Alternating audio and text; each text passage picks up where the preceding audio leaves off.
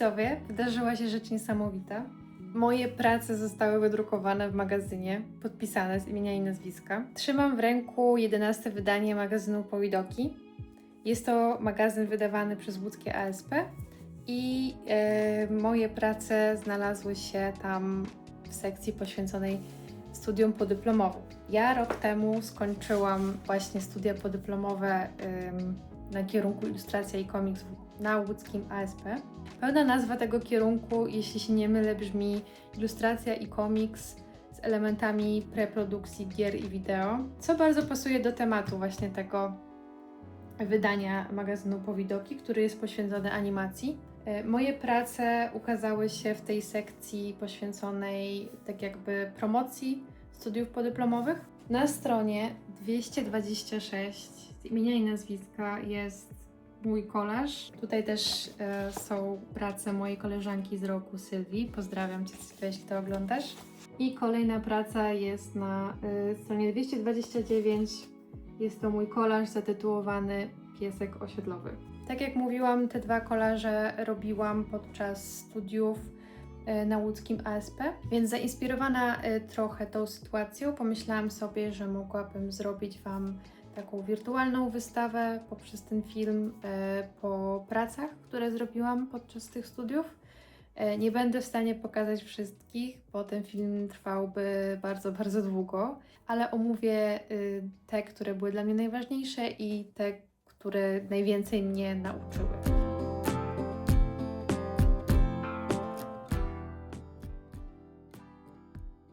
Więc zaczynając od początku, pierwsze zadanie, jakie dostaliśmy na uczelni, polegało na stworzeniu ilustracji na bazie monotypii. Chodziło o to, by zrobić kilka plam z tuszu i farby, a potem przyjrzeć im się i spróbować dostrzec w tych przypadkowych kształtach jakieś postacie lub zwierzęta. I jest to bardzo fajne, kreatywne zadanie i polecam je każdemu, kto walczy teraz z artblockiem. Problem w tym, że ja zrobiłam kilkadziesiąt tych plam i nie widziałam w nich kompletnie nic. A że jestem osobą, która bardzo chce zrobić zadanie dokładnie tak, jak należy, więc kiedy mi nie wychodziło, złapał mnie okropny stres i w końcu stwierdziłam, że dobra, muszę zmienić podejście i zrobić to po swojemu. Wzięłam kilka takich ciekawszych monotypii, powiększyłam je na cały format, tak żeby zajmowały cały mój obszar roboczy. To oczywiście robiłam cyfrowo i w wersjach kolorowych odwróciłam kolory, przez co nie były już takie pastelowo-cukierkowe i wtedy zaczęłam faktycznie dostrzegać jakieś kształty. Mój mózg tak jakby zaczął działać. Pierwsza ilustracja, która powstała, to ta z dziewczynką i psem na klifie. Tutaj sprawa była całkiem prosta, bo ten klif i horyzont, na którym namalowałam odbicie słońca w wodzie, to jest coś takiego bardzo oczywistego, co ja od razu byłam w stanie zobaczyć. Zaraz po tym powstała ta ilustracja z latarnią i tutaj już właśnie też nawiązywałam do tej dziewczynki z psem, bo nie wiem, czy to widać dobrze, postaram się to przybliżyć. Ta dziewczynka tam siedzi na tym klifie. Miałam trochę problem z kompozycją, ale koniec końców całkiem fajnie to wyszło i ta plamka taka biała wygląda trochę jak księżyc czy gwiazda, więc mam wrażenie, że tutaj wszystko dobrze zagrało. Trzecia czarno-biała praca powstała już trochę z braku lepszego pomysłu. Żeby po prostu domknąć serię, wzięłam jakiś element, który powiedzmy potrzebuje powtórzenia czy eksploracji i to były te statki powietrzne. Braku innej nazwy na te statki. Chciałam, żeby ten klimat na tych ilustracjach był taki trochę steampunkowy. Jeśli chodzi o te kolorowe monotypie, to tutaj pierwszym pomysłem właśnie był ten T-Rex, który jakoś tak mi się zarysował z kształtów. Wyglądało to trochę jakby właśnie z mgły wychodził jakiś potwór, więc zaczęłam rysować. Narysowałam tego T-Rexa i potem pomyślałam sobie, że pasowałoby coś jeszcze dodać, żeby stworzyć tu jakąś historię. i pomyślałam sobie, co tak najmniej pasuje do siebie, że tak powiem, jest najrzadziej ze sobą łączone i wyszło mi, że dinozaury i UFO. I to bardzo fajnie zagrało z tymi 2 plamami, które są właśnie pod tym T-Rexem na tej monotypii.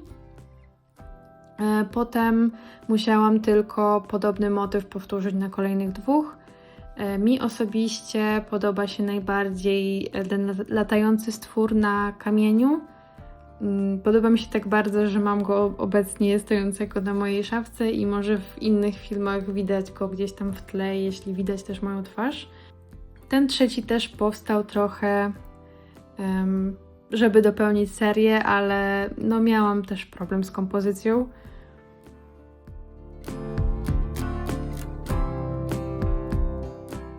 Na tych samych zajęciach robiliśmy także projekt postaci i w moim przypadku miała być to hybryda Gada, Płaza i Ssaka, więc stworzyłam takie zwierzę, takiego potworka, który jest jakby wężowydrą. Byłam z siebie naprawdę bardzo dumna, bo wymyśliłam sobie to tak, żeby wyglądało całkiem realistycznie i żeby to, powiedzmy, biologicznie też było jakoś rozkminione, ale pamiętam, że na konsultacjach z profesorem to był chyba trochę zawiedziony, bo liczył coś w stylu takiego zwierzęcego Frankensteina, gdzie po prostu odcinamy kończyny i je jakby ze sobą łączymy.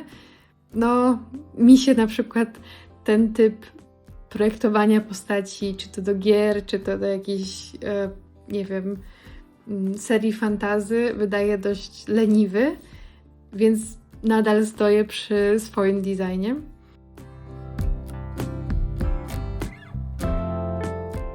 Zrobiłam też serię kartek okolicznościowych. Miałam na nie bardzo konkretny wizualny pomysł, ale na tablecie nie wyszło to do końca tak, jak widziałam w głowie. I może gdybym zrobiła je na żywo tradycyjnymi metodami, na przykład farbami, wyszłoby inaczej.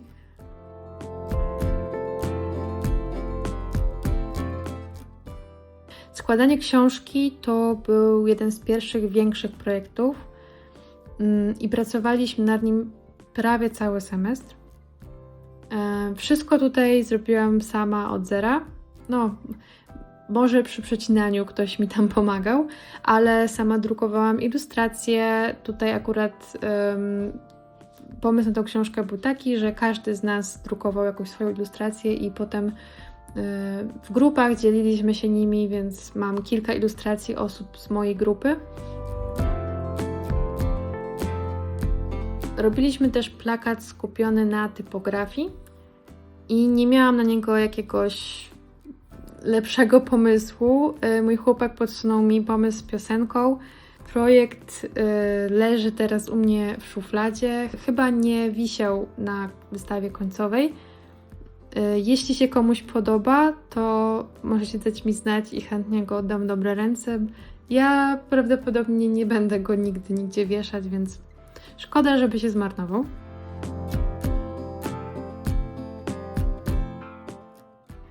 Kolejne zadanie, które mieliśmy do wykonania, to były mandale. I tutaj znowu miałam problem, żeby zrobić je tradycyjnie. To znaczy od razu wiedziałam, że zrobię je digitalowo, bo znając siebie i swój perfekcjonizm, wiedziałam, że robienie wielu poprawek po prostu mnie wykończy. Więc zrobiłam ten projekt od razu cyfrowo. I też zamiast takich abstrakcyjnych wzorów użyłam konkretnych kształtów. Największa kolorowa mandala jest pełna takich inspiracji wiejskich. Zaczęłam od takich kształtów może właśnie bardziej abstrakcyjnych, ale skojarzyło mi się to z czosnkiem czy tam cebulą i już poszłam wtedy w te motywy takie wiejsko-naturalne. Są tutaj właśnie jakieś takie roślinki, są króliczki, jest jakiś tam ptak, są pola, domki, drzewa, jest koronka, która się kojarzy też trochę z takimi wiejskimi klimatami i są gwiazdki. One miały być takimi trochę kapliczkami. Przynajmniej tak miałam w głowie, kiedy je rysowałam. Ogólnie bardzo mi się ten projekt podoba. Drugą częścią tego projektu to były mandale czarna, biała i taka w odcieniach szarości. Wymyśliłam to sobie w taki sposób, że jest jeden design, który zrobię właśnie na czarnym tle biały, na białym tle czarny i w odcieniach szarości i powiem Wam, że było to bardzo fajne zadanie, bo musiałam dużo kminić, w jaki sposób te akcenty i kontrasty rozłożyć.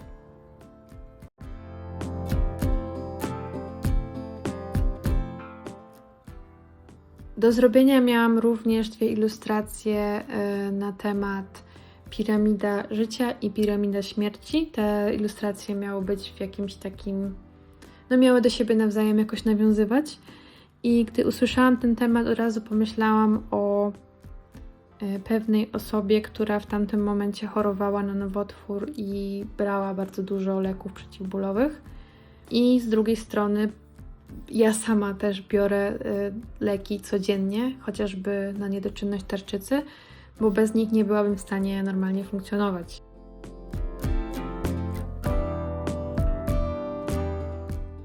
Mieliśmy także serię zajęć, na których poznawaliśmy różne techniki, za pomocą których możemy tworzyć ilustracje. I jeśli dobrze pamiętam, było to sgraffito, frotaż, kolaż, a także chyba autorska technika atramentowo-tuszowa prowadzącej zajęcia. Ale to właśnie w kolażu powstało najwięcej moich prac, zaskakująco. W tym właśnie 2 wydrukowane w magazynie Powidoki. I praca Piesek osiedlowy oraz Pieski w podróżnicy albo w podróży. Ten tytuł czasem ma różne wersje. Powstały jeszcze na zajęciach i Piesek osiedlowy to jest jeden z tych kolaży, który właśnie trafił do magazynu Powidoki. W domu zrobiłam kolejne kolaże. Kaczkę, która średnio mi wyszła. Stwora z innej planety, tak bym nazwała ten kolaż. Nie jestem do niego jakoś bardzo przywiązana, ale jest zabawny, więc moim zdaniem spoko. Oraz serię 3 zimowych pejzaży ze zwierzętami i dorysowałam potem jeszcze do nich ptaki. Do ich stworzenia wykorzystałam nieudane monotypie z pierwszych zajęć, więc nic się nie zmarnowało.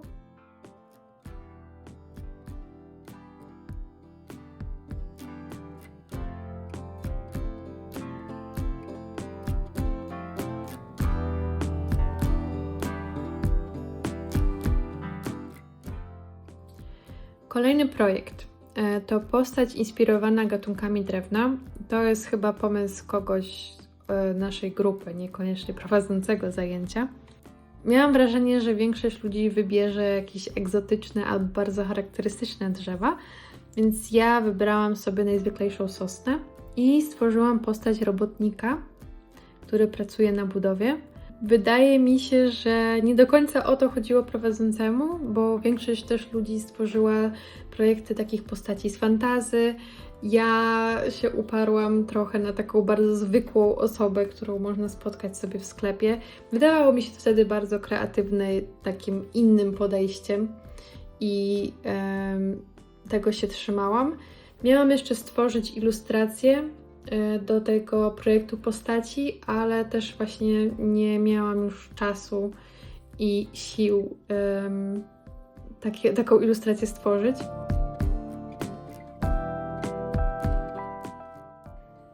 I wreszcie największy projekt ze studiów, który zajął mi chyba najwięcej czasu i najwięcej energii pochłonął, czyli 6-stronicowy komiks. Mam co do niego mieszane uczucia. Z jednej strony jestem bardzo dumna z rysunków i paneli i klimatu. Są tutaj takie motywy, które mi się bardzo podobają. Z drugiej strony pisanie tej historii i dialogów, nie wiem, ale myślałam, że będę w tym lepsza. Jak czytam ten komiks, to po prostu cringe'uję bardzo mocno. nie jest to moja najlepsza strona. Nie tylko ten komiks, ale też inne komiksy na innych zajęciach udowodniły mi, że no tutaj akurat nie powinnam czuć się zbyt pewna siebie. I chyba w przyszłości potrzebuję kogoś, kto może napisze mi tą historię, albo chociaż popracuje ze mną nad dialogami. W każdym razie ten komiks traktuję właśnie jako taki pokaz moich umiejętności rysunkowych. Tak jak powiedziałam, bardzo mi się podoba sposób, w jaki narysowałam te panele i wydaje mi się, że całkiem dobrze sobie poradziłam, jeśli chodzi właśnie o tą rysunkową część.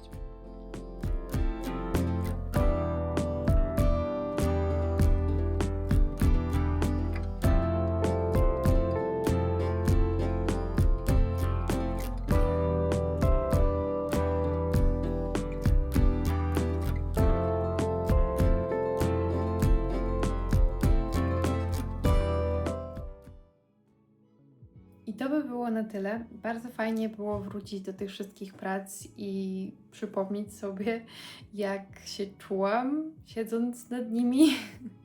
Rok temu ten czas wystawy był dla mnie bardzo trudny, bo nałożyła mi się na to też przeprowadzka i mam nadzieję, że tego nie widać w moich pracach. Z perspektywy czasu cieszę się, że w większości tych zadań jednak zrobiłam je po swojemu, a nie tylko tak poprawnie, bo zostają one ze mną i nie czuję się od nich aż tak bardzo oderwana. Pamiętam, że rok temu, robiąc te zadania, miałam takie uczucie oderwania właśnie od tego, co chciałabym robić versus tego, co muszę zrobić. Głównie dlatego, że większość tych rzeczy była poza strefą, może nie komfortu, ale tego, co zazwyczaj robię, albo poza takim stylem, który zazwyczaj używam. I nie wiem, czy się już pochwaliłam, ale na koniec dostałam 5. No i jest to taka dodatkowa satysfakcja i no fajnie, że te studia jednak skończyłam. Dzięki za spędzony ze mną czas i do zobaczenia w następnym filmie. Cześć!